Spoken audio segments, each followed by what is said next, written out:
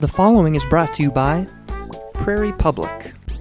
Let's take a quick look into some questions and ideas about the world of education today. This is EdSnap.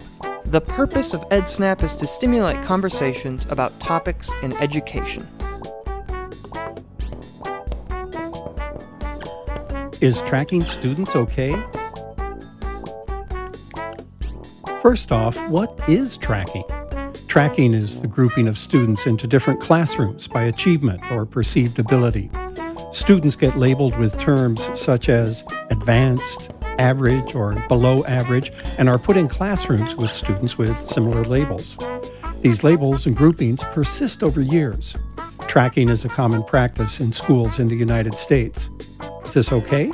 There are pros and cons to student tracking. On one hand, some people say that tracking may help prevent students who learn at a slower rate from falling behind when teachers teach too quickly to cater to students who learn at a faster rate.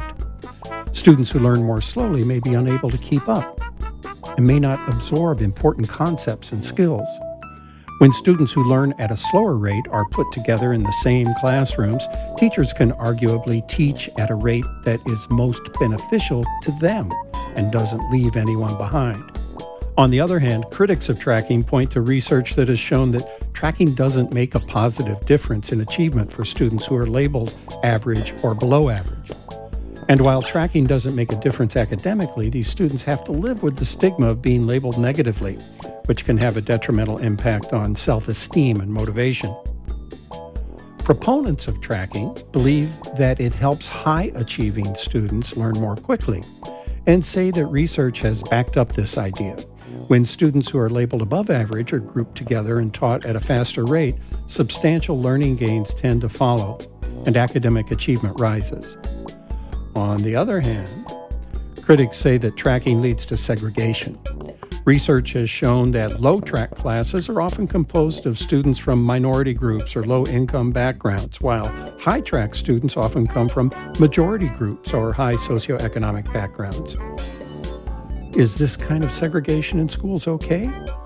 Critics also say that if the tracking system isn't reassessed regularly, students who are labeled inaccurately because of a particularly bad test score or a bad year may be placed in tracks that do not represent their true ability or level of motivation.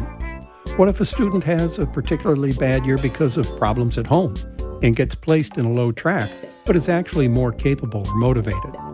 The inaccurate label may stay with him or her for years. Tracking may also prevent low-track students from learning from higher-achieving students. Well, what do you think? Is tracking okay? Does it prevent lower-achieving students from falling behind? Or does it fail to positively affect the achievement of lower-achieving students? Does it help higher-achieving students learn more quickly? Does it lower the self-esteem and motivation of students who are labeled average or below average? Does it lead to harmful segregation? Is there a risk that students will be inappropriately labeled? Be sure to share your thoughts. Leave your thoughts about this question as a comment, or better, a video response. Have another question? Let us know that too.